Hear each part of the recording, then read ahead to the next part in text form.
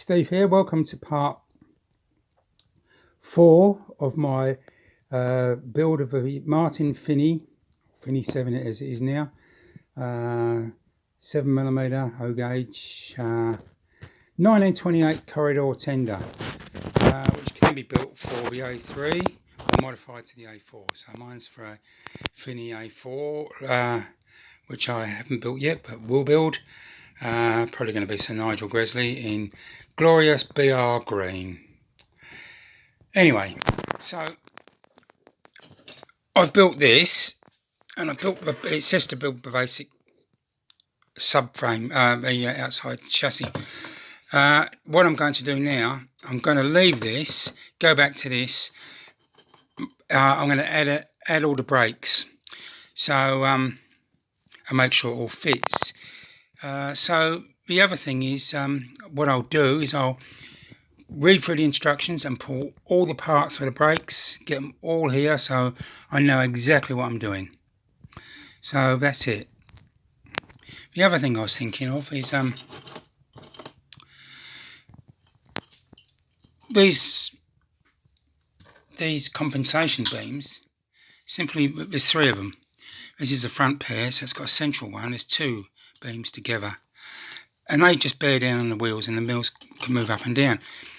The back ones have a 1/8 rod and a split tube, and there's a beam each side, so they can rock independently. The only thing I'm not too happy about is the fact that no pun intended, but all the weight of this is just bearing down on the compensation beam on top of the axle. So there's no actual sort of meaty bearing. And I've got this rod here. It must be 5/32 inside diameter, because these 5/32 axles slip into a nice fit. So I'm thinking maybe I should just cut off a piece, or 4 pieces, and put it in the middle and use that as a bearing surface. We'll see. I'll have to file the back of those compensation beams by the thickness of this, so I don't alter the ride height. Anyway, that's something to think about.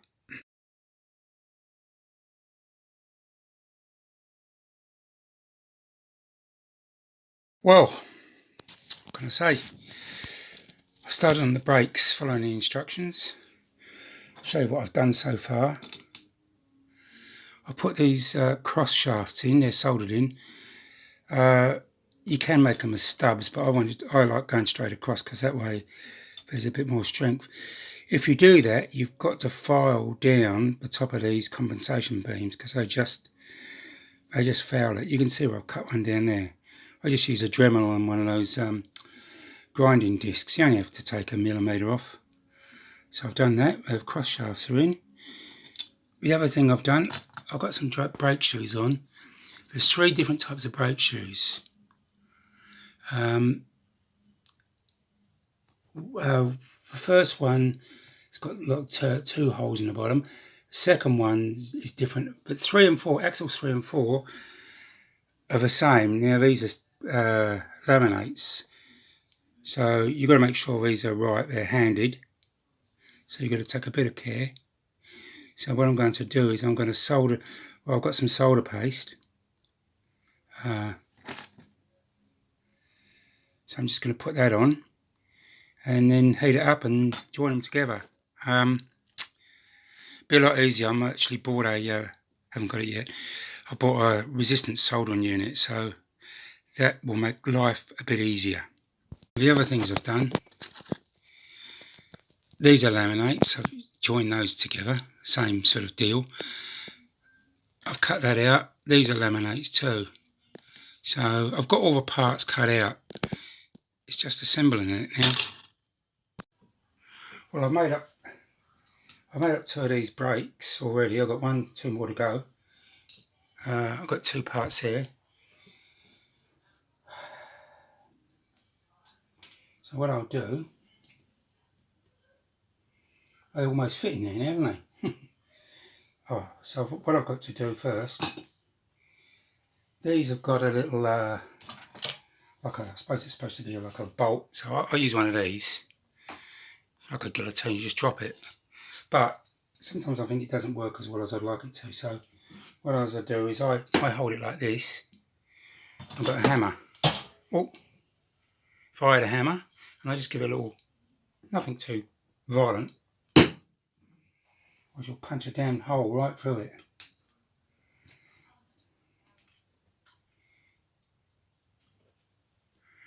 Here we go.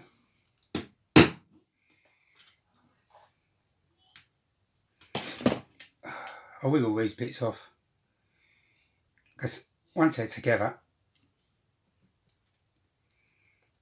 I'll file them back anyway. Come on. Tell you what, this is the most complicated kit I've done. And it's complicated by virtue of the fact that it's got so many bells and whistles on it. In fact, with this kit, even the bells and whistles have got bells and whistles on them. I'm probably going to find that the brake vacuum pipe is hollow. And it works. No, I jest about that. I jest. So I put a bit of solder paste on that. Then, this is my sacrificial lamb, this. So I put pins through, because it just, this will be a lot easier. I've actually just bought I haven't got it yet. I've just bought a resistance soldering unit. When I get it, I'll use that instead of this. So that's just solder paste I got from an electronics store. Leaded solder paste, so here we go.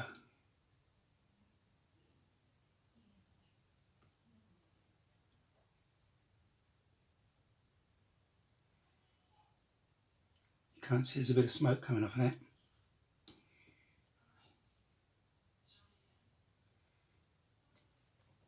Oh, damn.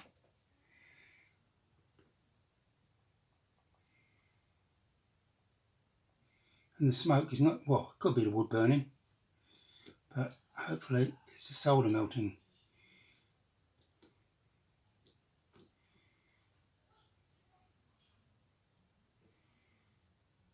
I can see it's sizzling away.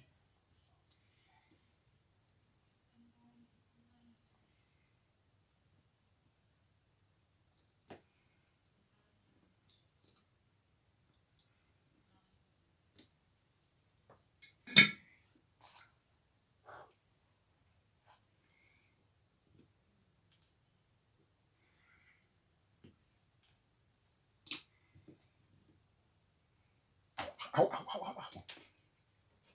Bless the Lord, oh my soul. There you go. Just got to clean it up now. So that's it. I'll do the next one. And then the next part of this session, I'm going to put this whole thing together. So here's one of the finished ones. I've just cleaned it all up. So use a scratch brush and a bit of a... I use all sorts of stuff. I use a scratch brush, got a wire brush, even scrape off an old craft knife. What I'm trying to do, this is a very, very complex kit because of just the level of detail, so it's taking its time. I'm trying to be, I suppose I'm aiming towards being professional, you know, taking my time, getting it right. Am I professional? Well, maybe my attitude is, but that's all you can do, try your best. Yeah, so that's it. So please subscribe and click the bell icon if you want updates. In the link below, in my I'll put the link below to Finney7 in the description if you're interested in Finney7 kits. I mean, they are really good kits. I've just never done, I've never just done this amount of detail on them before, so it's quite amazing. Anyway, thanks for watching.